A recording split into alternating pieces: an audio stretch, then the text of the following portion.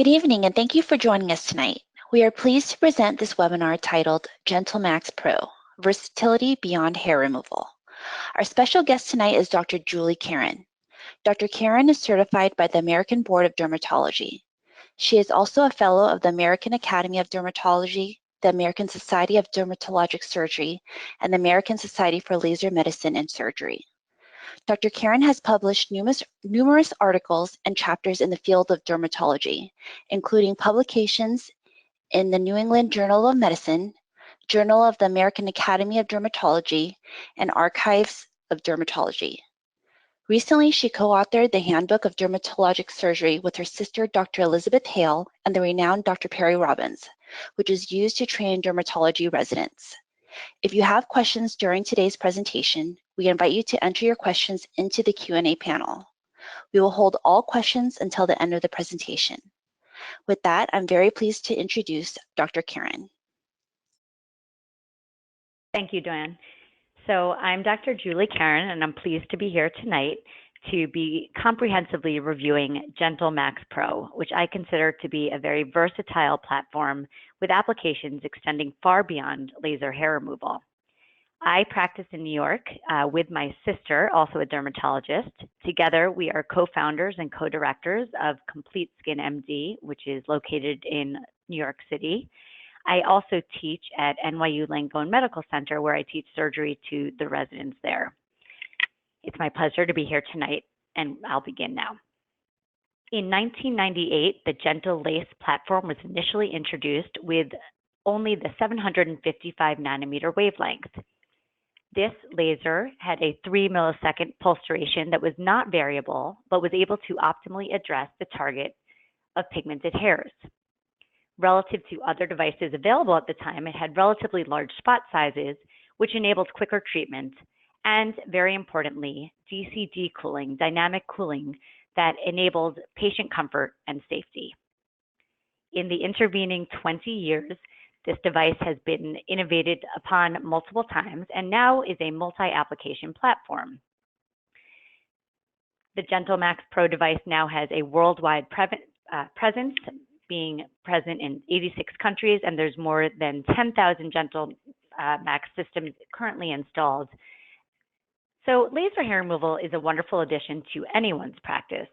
Laser hair removal represents one of the top 3 non-surgical aesthetic procedures, comprising 39% of all energy-based treatments. There's even a larger market to be captured, with 52% of the population contemplating laser hair removal. There's also, interestingly, an emerging male market, and since 2000, there's been a 46% increase in male clients seeking laser hair reduction or laser hair removal.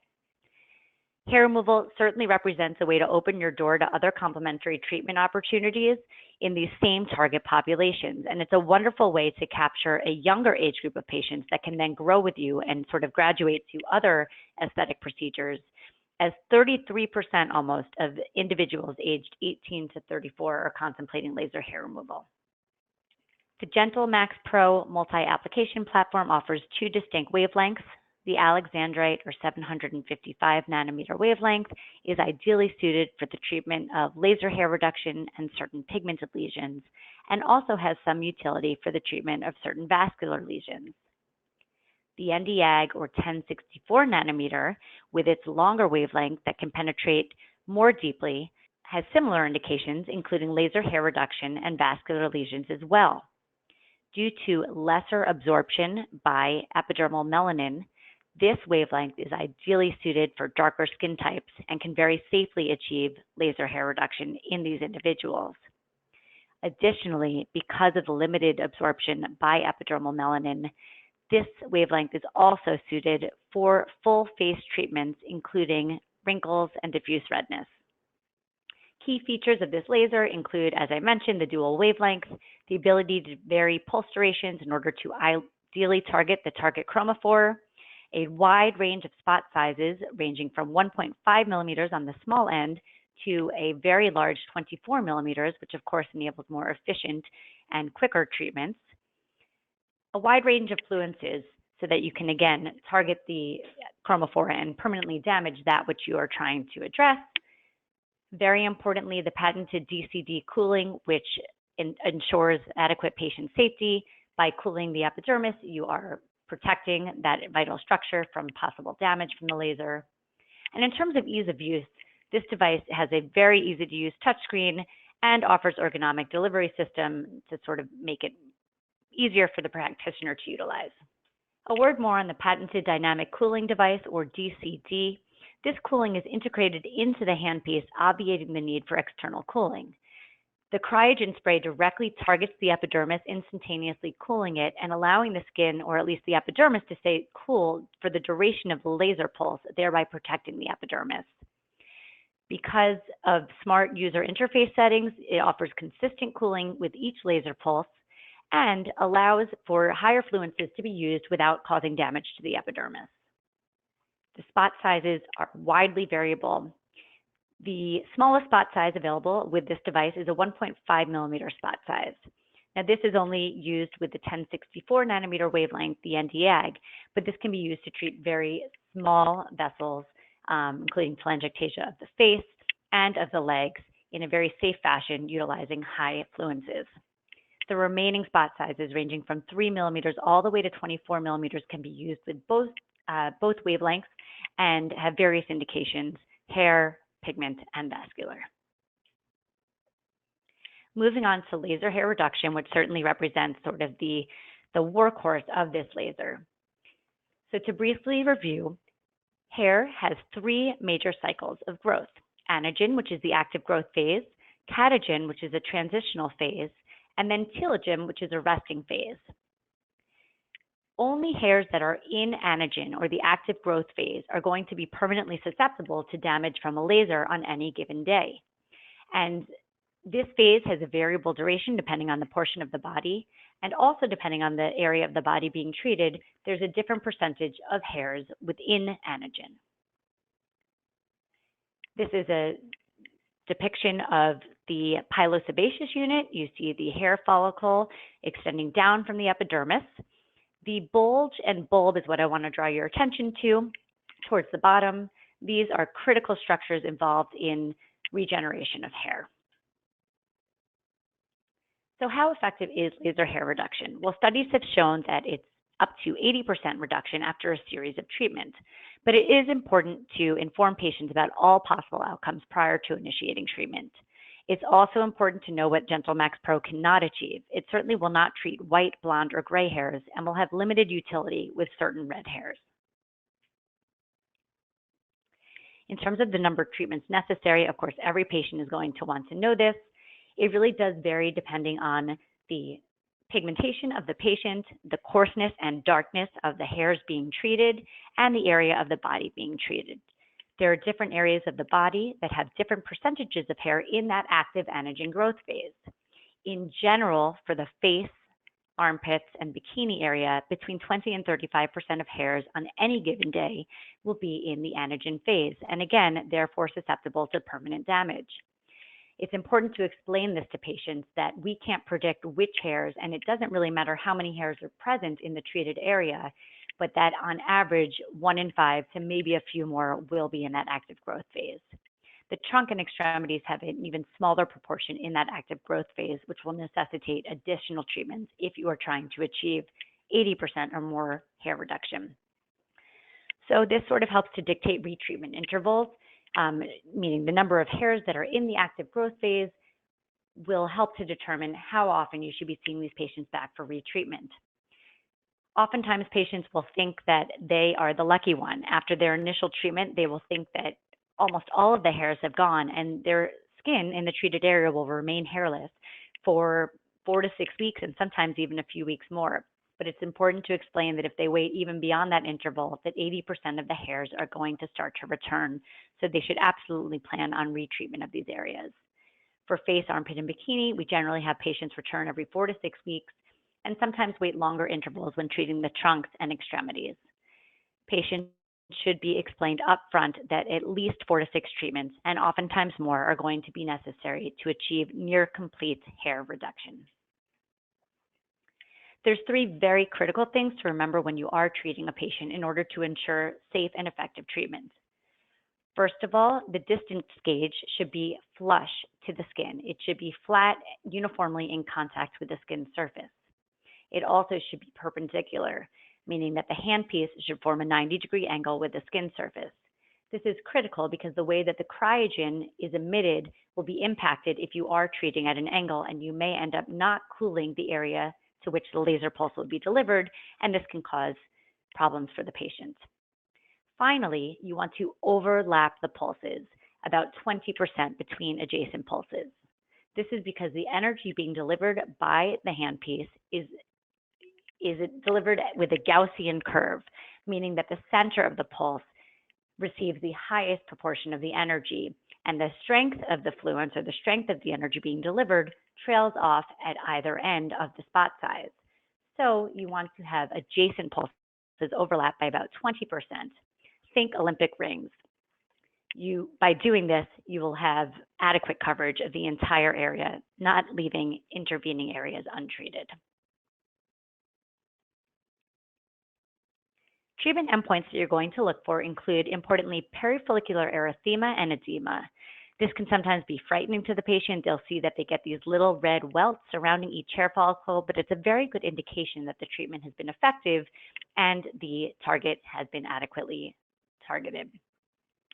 Some patients will get an urticarial or hive-like response, for which oral antihistamines can be helpful if it's associated with some itch. Remember that lighter hairs and those that are less coarse will not respond as significantly. In terms of post-treatment instructions, you want to immediately reduce patient discomfort with some cool compresses or ice. We often apply topical corticosteroids to the treated area to sort of more briskly reduce the inflammation and associated discomfort, which is generally very mild. Very importantly, you want to advise all patients on the importance of sun avoidance, and if sun avoidance is not possible, adequate protection with a broad spectrum sunscreen with an SPF of at least 30 for the weeks following the procedure. One of the recent innovations with this platform has been the introduction of a very large spot size, 20, 22, and 24 millimeters in diameter. These spot sizes are compatible with both the 755 nanometer and the 1064 nanometer, and can really increase efficiency and speed of treatment. The benefit of larger spot sizes is somewhat obvious. First of all, you can cover a larger area more rapidly, thereby shortening the procedure time. This is beneficial for both the physician and the treated patient. You also, therefore, are completing a treatment with fewer pulses, which can reduce patient discomfort. And just overall, by increasing the efficiency of each treatment, you can increase how many patients one can treat over the course of a day. Here are some, expected and sort of usual results. This is a relatively fair-skinned individual with some coarse dark hairs, and he's had a beautiful response. This is after only 2 treatments, but the reality is he's going to need more treatments in order to get this sort of clearance for a prolonged period of time, but he's clearly headed in the right direction. Another classic patient, an individual with very dark hairs covering his back. This is 3 months after 4 treatments. So you can see that there really has been very minimal regrowth after 3 months. And so this patient obviously would have been extremely satisfied. Moving on to the treatment of pigmented lesions. For the treatment of pigmented lesions, we're talking about using the Alexandrite or 755 nanometer wavelength. You are not going to adequately address pigmentation with the 1064 nanometer wavelength. Pigmented lesions are caused by an increased production of melanin and sometimes an increase in the pigment-producing cells or melanocytes. The long pulsed laser, such as the GentleMax Pro, has a pulse duration that closely matches the thermal relaxation time of melanocytes. By heating the melanocytes within these benign pigmented lesions, we can sufficiently cause thermal damage to the lesion in order to fully eradicate them. The pigmented lesions that can be addressed with GentleMax Pro's 755 nanometer wavelength include lentigines, freckles or ephelids, and cafe au lait lesions. Lentiginous are discrete tan to medium brown lesions that are located on the skin surface, most commonly on the face and the backs of hands. They are caused by chronic and excessive sun exposure and are an extremely common problem, especially among fair-skinned individuals. It is critical that these lesions prior to laser treatment are differentiated from atypical or malignant lesions, and this is best achieved by an individual getting a thorough skin examination by a dermatologist. Ephelids or freckles are also commonly seen on fair-skinned individuals. In contrast to lentiginous, these tend to wax and wane depending on recent sun exposure. So if a patient has been in the sun recently, you'll see that these lesions darken, and absent sun exposure, they tend to lighten over time. Café au lait are a less common type of lesion that manifests as a light tan to pale brown patch with irregular borders that usually develop early in childhood. They can be singular or multiple, and often are very vexing to the patient. The GentleMax Pro, utilizing the 755 nanometer wavelength, effectively treats epidermal pigment, but it's important to note that it does have limited utility or perhaps no utility at all for the treatment of dermal processes. You would not use this device in order to treat nevus of Oda or Ito, melanocytic nevi, or blue nevi. You want to carefully select your patient. You don't want to treat darker skin types, really skin types 1 through 3 and very light type 4 individuals. You're going to turn the dynamic cooling device off when you're treating pigmented lesions. Again, you don't want to bring the temperature down within the epidermis because it's epidermal melanin that we are targeting. Relative to Q-switch devices, it's important to warn the patient that multiple treatments, generally 2 to 3, may be needed to achieve complete clearance. Adjust the spot size to the size of the lesion. For smaller lesions, utilize a smaller spot size in order to limit damage to surrounding skin. And always consider performing a test first, especially in more darkly pigmented individuals. It's important to realize that there are certain factors particular to a patient that may result in recurrence of a pigmented lesion, but patients should always be warned that should their lesion recur, examination by a dermatologist would be recommended. Hormonal imbalances, pregnancy, sun exposure, and certain medications may increase pigmentation or elicit recurrence. While treating, you often will hear a snap, and the snap that you hear when you're treating these pigmented lesions will be louder for darker lesions, representing greater absorption of the energy. It's not uncommon, in fact, it's desirable to see a frosting or a light whitening of the lesion immediately after laser treatment. About 5 minutes later, and sometimes sooner, the lesion will then darken, and it will remain darker for several days until it forms a microcrust, which then will flake off, usually about a week later on the face, and maybe 2 to 3 weeks on other parts of the body. It's important to utilize only single pulses to avoid overheating these areas. So do not double pulse, do not pulse stack, administer just one single pulse to the treatment area. Patients should be instructed to apply an emollient ointment in order to keep the wound moist while it's healing until the microcrust falls off. When the crust falls off, it will reveal a slight pinkish tone to the underneath skin, which will gradually return to normal skin color over time. The patient should be advised to avoid direct and indirect sun exposure for at least 2 weeks and ideally closer to 3 or 4 weeks, both before and after laser treatment. And appropriate use of a broad spectrum sunscreen on the treated area is definitely recommended, as sun exposure immediately following treatment may lead to hyperpigmentation of the treated area. Now moving on to the treatment of vascular lesions and telangiectasia. Both 755 and 1064 will target vascular lesions. We generally use the 755 and 1064 to treat facial vessels or leg veins, whereas the 755 exclusively will be used for some hemangiomas and resistant port wine stains, but these treatments should only be done by the most experienced of users.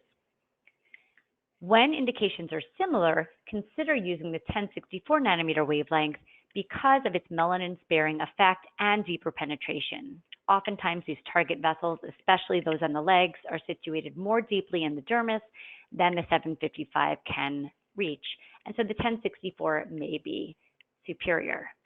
However, because of the deeper penetration, there is a greater risk for bulk heating, and it is essential that adequate cooling is used and that you avoid pulse stacking. The 755 does more effectively target hemoglobin, both the oxyhemoglobin present within red blood vessels and the deoxyhemoglobin present within blue vessels. The 1064 nanometer wavelength is much less strongly absorbed by hemoglobin. However, due to its melanin-sparing effect, it is the treatment of choice for darker-skinned individuals. Heat will get transferred from the hemoglobin present within the vessel to the surrounding vessel wall. And in order for effective and irreversible damage to occur to the vessel, not only must the hemoglobin get treated, but the vessel wall must also be sufficiently heated. So when we think about how to select our parameters, we often, when we're trying to work in accordance with selective photothermolysis, which is what dictates laser therapy, we try to select a pulse duration that is less than or equal to the thermal relaxation time of the target. The thermal relaxation time is the time necessary for half of the energy absorbed to diffuse into the surrounding tissue. However, for certain non-uniform structures, such as blood vessels and hair follicles, where you have a weakly absorbing portion surrounding a more strongly absorbing portion, so in the instance of a blood vessel, you have the hemoglobin within, which strongly absorbs the laser energy, and then the vessel wall, which is made up of endothelial cells that more weakly absorbs the energy. And you really have to effectively treat both the hemoglobin and the vessel wall. To effectively do this, you have to utilize a pulse duration that is longer than the calculated thermal relaxation time. This longer time is called the thermal damage time.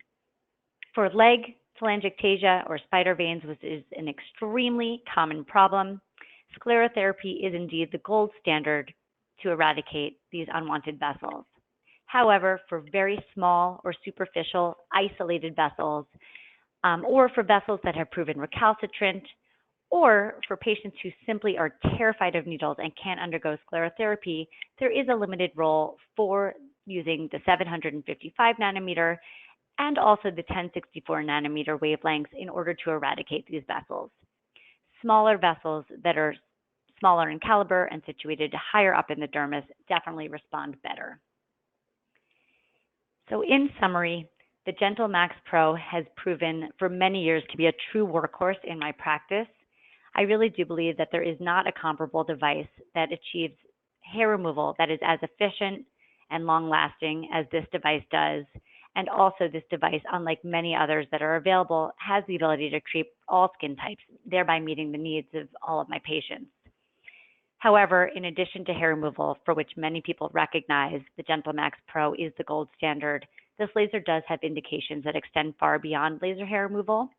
So I do advise all of you to familiarize yourself with these many applications, including pigmented lesions and vascular lesions, in order to get the most out of your device and to meet your patient's diverse needs. I'm going to be turning over now to question and answers. So please feel free to submit any that you may have. Thank you for your attention. Hi, everybody. Thanks so much for tuning in. I encourage you to email any questions that either the webinar raised or just that have been burning questions in your mind. Send them to the email address, and I'll do my best to answer as many questions as I can. I would say I'd make it interactive. It's sort of difficult in this format, but certainly if something I say raises a further question, feel free and email, and I'll do my best to see it. Okay, so I do see some questions that have come in already, so I'm going to start taking them in no particular order. So someone inquired whether you can treat veins on skin types 4 through 6. So when we're talking about treatment of vascular lesions, there's both facial telangiectasia, and I assume this question is pertaining more to the treatment of leg veins. So I have a very robust leg vein practice. I will say that I treat the majority of my veins with sclerotherapy, as I do believe it to be the treatment of choice. But I will sometimes treat facial vessels and even periorbital vessels, as well as leg veins with the GentleMax Pro.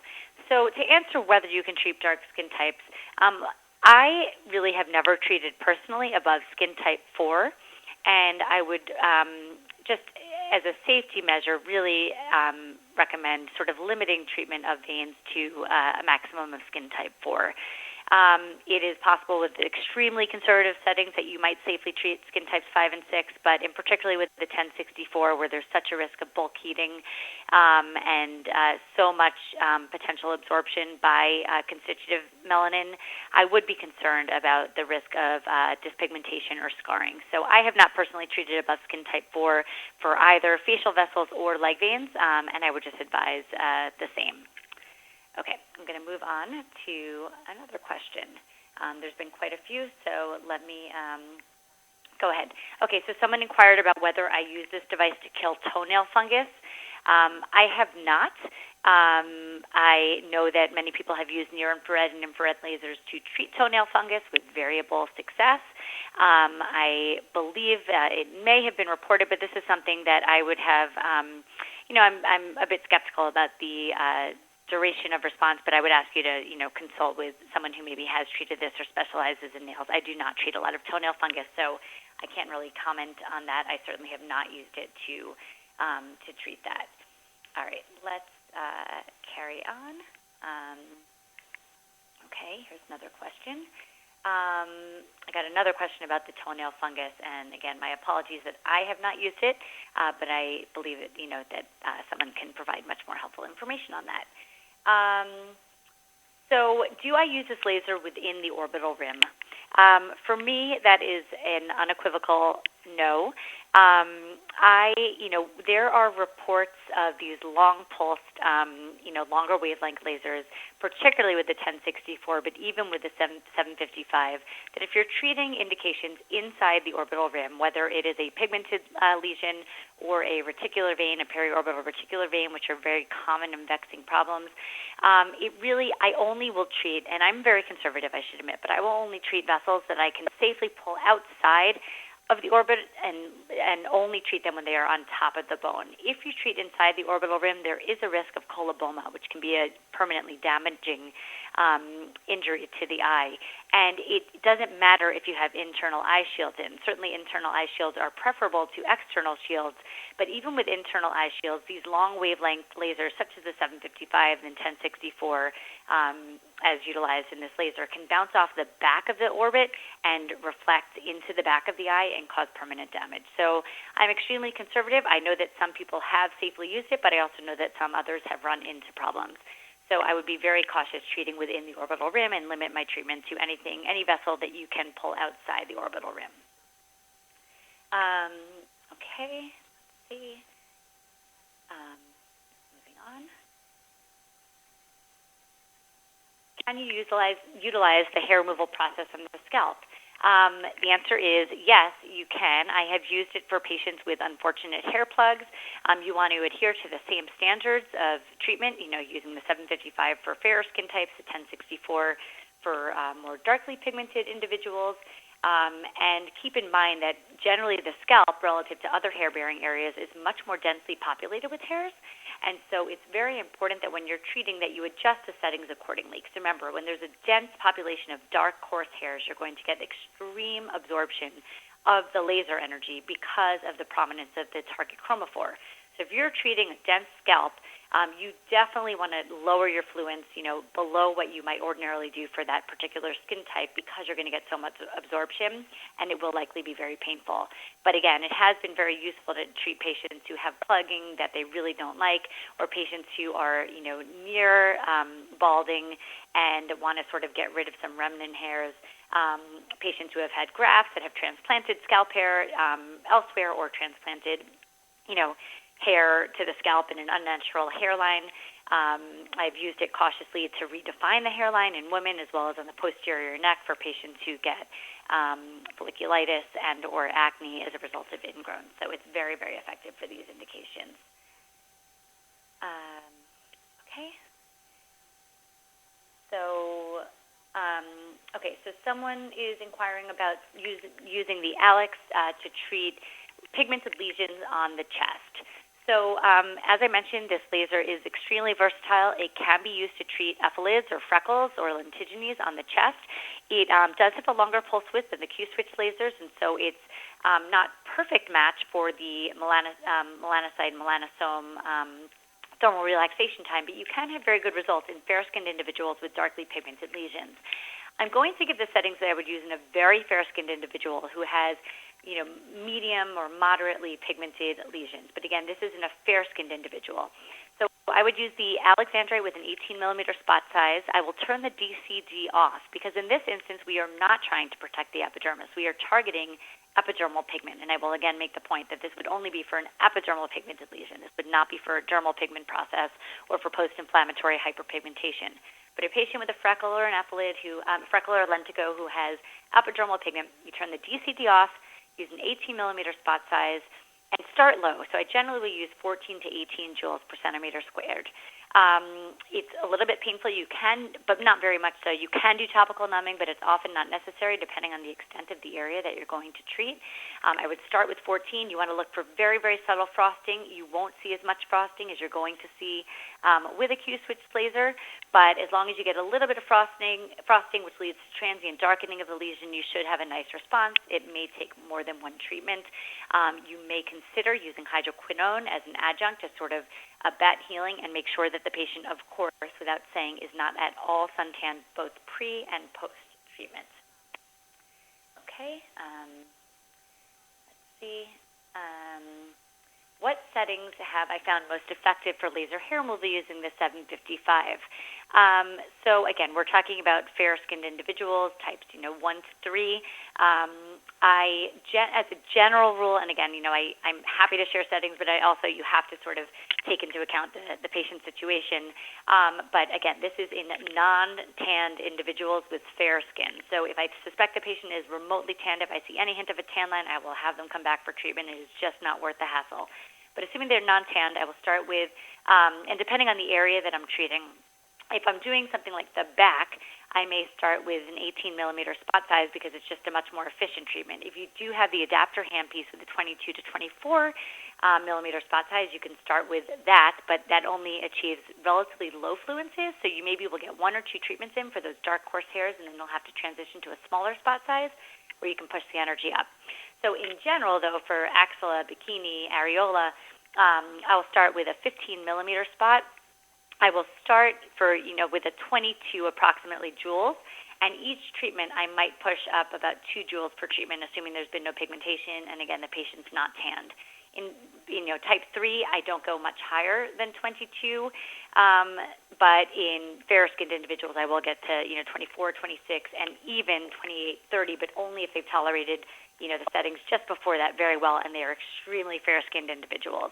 I will use a 3-millisecond pulsation if they're very fair, 5 millisecond if they're a little bit more darkly pigmented, or the hairs are very, very dark. But as the hairs come in finer and thinner, I'll transition to the 3-millimeter spot size. The DCD setting is the device generally titrates it appropriately to match the spot size, but in general for hair removal, I'm using a 30-20. 30 millisecond pulse, 20 delay, and no post-cooling for hair removal. Sometimes the device will be preset to 40-20. I have had one patient who got very slight and transient hyperpigmentation using a 40-20, which I attributed to the cryogen. So I generally like to use a 30-20. It sort of fits that perfect balance between amply cooling the epidermis so as to avoid a burn, but not leading to a cryogen burn. So again, I'll start 755, 15-millimeter spot, approximately 22 joules in 3 to 5 milliseconds, and then slowly inch my way up as tolerated. If I'm treating a large surface area like the back, I'll start with 18 millimeters, 3 to 5 milliseconds, and I'll start depending on the skin type and the coarseness of the hairs, usually about 16, sometimes 14, sometimes 18. And you'll get very good results with this. Okay.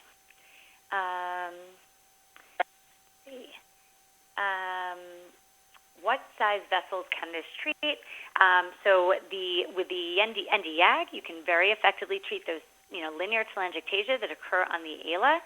But if you're treating the ala, do not go above a 1.5 millimeter spot size for safety. The 1064 does penetrate quite deep. It does have a risk of bulk heating, and you want to use the smallest possible spot size, which would be a 1.5 millimeter spot size.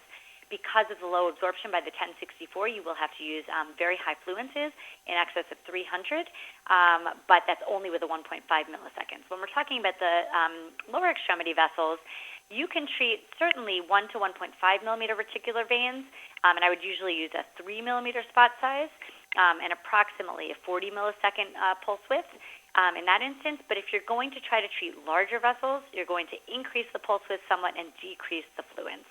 But in general, you can treat certainly up to 1.5 millimeters on the legs and those small linear telangiectasias on the ala. Okay. Let's see. If you have a client who has a spider vein on her leg, but you have underneath a feeder vein, can you pulse over this area? You can, but I don't recommend it for a number of reasons. It simply won't be effective. At best, you may temporarily close the vessel. Very likely, you will hyperpigment or possibly, lead to excessive absorption. So I would always try to treat the feeder veins with sclerotherapy and really reserve this for extreme needle phobes patients who have no feeder vessels or those for whom you've already treated the feeder vessel. Do you recommend doing a touch-up once a year to hair removal clients who have completed a series of hair removal? That is very much on an as-needed basis. I have patients who have had virtually complete and permanent hair removal after a series of treatments, and then I have those for whom there are those few stragglers that come back. They're so fine. The patient barely notices them until they look down one day and they see that they have a few very fine but long hairs because they haven't been tending to them.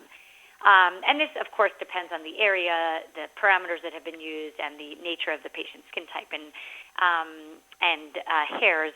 But so I think that there's a large subset of the population for whom an annual or approximately annual touch-up would be recommended.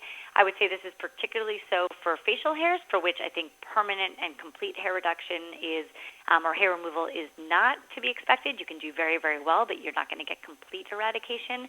So the answer is tell the patient, when you're prepping them and you're reviewing the pros and cons of treatment, present this as a likely or possible outcome. They'll be pleasantly surprised if they don't need the touch-up. There's no reason for them to come in if they don't notice any growth, but if they are, at least they don't feel like they have failed treatment. They know that this is a possibly anticipated outcome. Okay. Let's see. Okay, when treating facial vessels, what gauge is best? I did allude to this, but I'm answering this again because it is so important. 1.5. If you're using the 1064, you do not want to go on the face above a 1.5 millimeter spot size. It's very, very important. All right. Once you treat a leg vein with the laser, can you then treat with sclerotherapy if the laser did not work well? Absolutely. I don't know if this is a question meaning for at the same exact setting, in the same exact treatment. Generally it can be hard to see. I mean, you are looking for those endpoints of blurred vessel lines, sometimes complete, closure of the vessel or transient disappearance, and, immediate darkening of the vessel. If you're not seeing any response after the first few pulses, presumably there will be other veins and you should stop and switch to sclerotherapy. I think that head-to-head, if you think sclerotherapy is an option, it will usually be the superior option, but for those recalcitrant vessels or patients who really have not had a good response to sclerotherapy, there is definitely a role for use of this laser. But yes, the two can be used interchangeably and even in the same treatment setting. I very often have treated feeder vessels with sclerotherapy and then treated those very, very fine telangiectasia, which have already received some sclerosant through just flow from the feeder vessel, but then I will laser them, and I do think you can increase the efficiency of treatment. It will make for a more time-consuming treatment on your end, but the patient will require fewer treatments, I do believe. Okay. What settings have I found most effective for the 1064 in darker skin types? Do I typically use DCD of 30/20? Again, I do typically use a DCD of 30/20, particularly in darker skin types. I use the 1064, of course. I will use a 15 millimeter spot size. I will use, in general, 24 to 30 joules per centimeter squared. 30 I'll push for those lighter, darker skin types, and stick with the lower numbers for darker skin types. Be very careful not to overlap too much and not to pulse stack. Definitely would recommend, numbing these patients as they will get, substantial absorption of the laser energy. I will use a 5 millisecond pulse duration. I have not run into any trouble with the 5 millisecond. I know some people do use longer for darker skin types, but if you're using the 1064, I generally use 1064 nanometers, 5 milliseconds, 24 to 30 joules, depending on the skin type, and have had good results, but more treatments are typically needed. You're not going to see as much perifollicular erythema or edema with a 1064, but you do want to see some, and you certainly don't want to see, burning of the epidermis. Okay.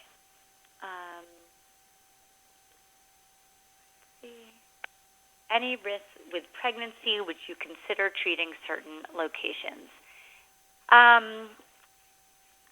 While it probably is perfectly safe to treat a pregnant person, I would not do it for a number of reasons. Number one, the hormonal milieu that accompanies pregnancy can sort of alter the response. A patient may not do as well as they would do otherwise, but more than anything, it's just, you have to look at the counter side. If, God forbid, there was a problem with this person's pregnancy, even though in most likelihood it would have nothing to do with the laser treatment, it would be hard to face that patient who had, God forbid, some sort of, adverse outcome and justify why it was imperative that you did the laser hair removal during pregnancy. So I would not treat a pregnant person. I just don't think it's prudent. We know that the laser does not penetrate deep enough to cause any harm to the fetus, but it just doesn't sound like a good idea to me. Do I prefer using the Alex over the YAG for skin types 4? No, for skin types 4, I would stick with the YAG. I think it's the safer option. I'd be very, very cautious using the Alexandrite in a skin type 4, 5, or 6 individual.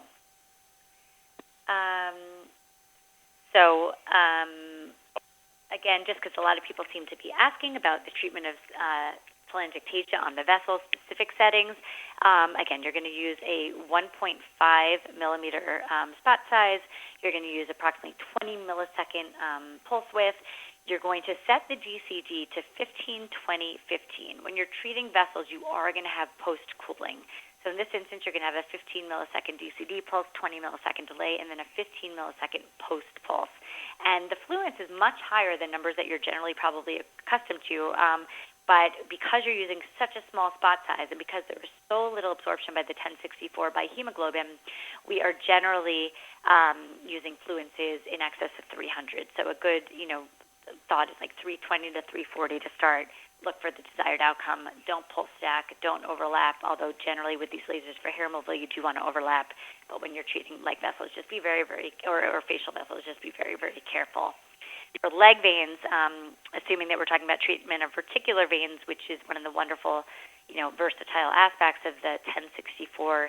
So if you're treating a 1 to 1.5 millimeter reticular vein, for example, you'll use a slightly larger spot than you do for the face. So I will use a 3 millimeter spot size for this treatment. Lower the fluence a little bit because of the larger spot, so maybe a 240, 250, 260 joules per centimeter squared, and a slightly longer pulse width because these leg vessels are larger in size than the facial telangiectasia, so more like a 40 millisecond.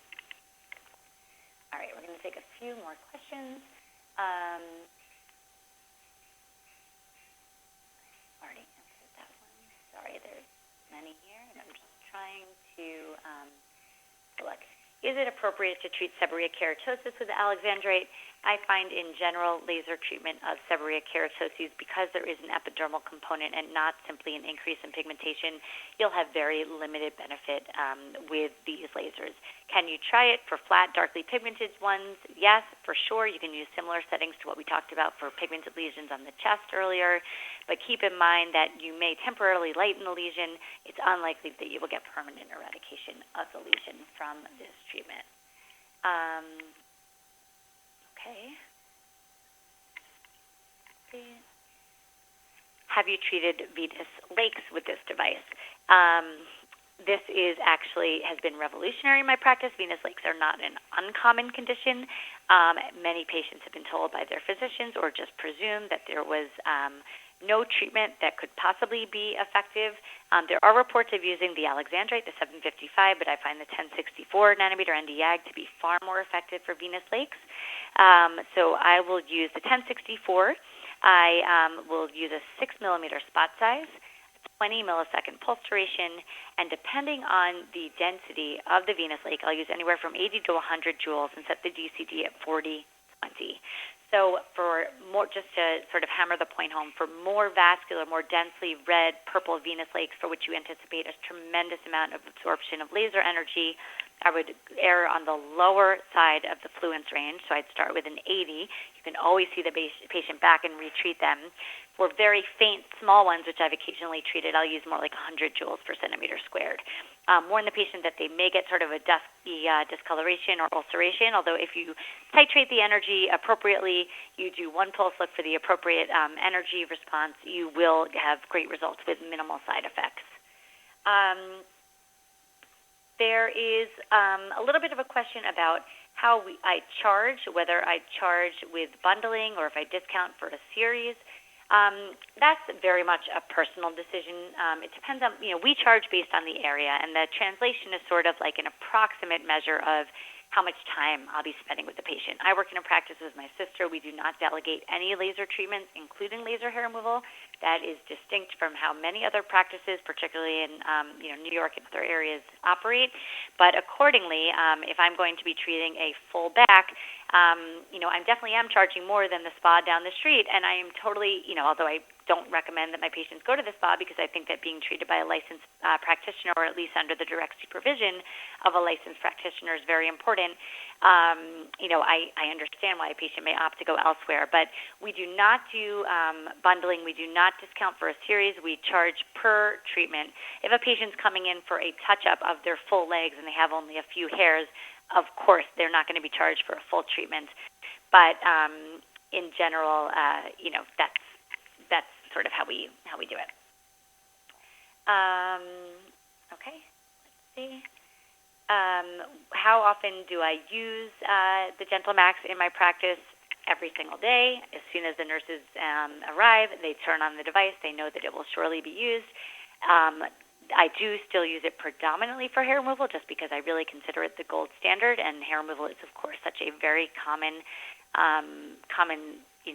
thought treatment for which all of our patients are candidates in one way or another. I will use it less commonly for vascular treatments or pigmentation, but that's simply because I work in a practice where we do have, multiple specific lasers. If I certainly could see a large role for using the GentleMax Pro far more commonly. If it was my only laser, I think it does work very well for these other indications, including vascular and pigment. But, if you have Q-switch lasers, if you have, pico lasers and the V-beam or pulse dye lasers, you're not necessarily going to turn to it initially for vascular lesions or pigmentation, but you certainly will, consider it if it is your only device. Okay. Let's see. Do you treat acne or wart lesions with the laser? So I have a V-beam in my practice. The V-beam is another laser that I use a million times a day. I know that's not the topic of this webinar, but although I very, very rarely use it for warts, I have used it for warts, and it's certainly been reported a number of times. And same with acne. I use it very commonly for acne. I have not used my GentleMax Pro for these indications personally.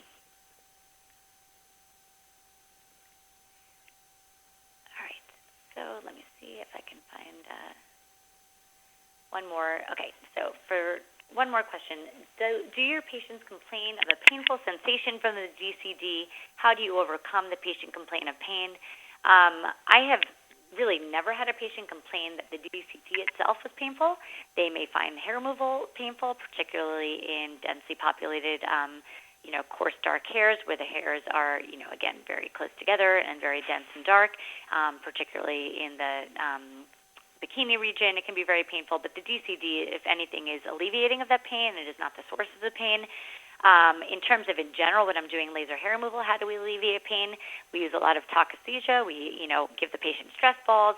Occasionally we'll give them a nurse or MA's hand to squeeze, but we just talk them through it. I often count down, and another trick that I found for hair removal, I discovered this by accident several years ago. It's nothing spectacular, but applying immediate pressure after you've delivered a few laser pulses for hair removal in particular can really, really help to dissipate the pain.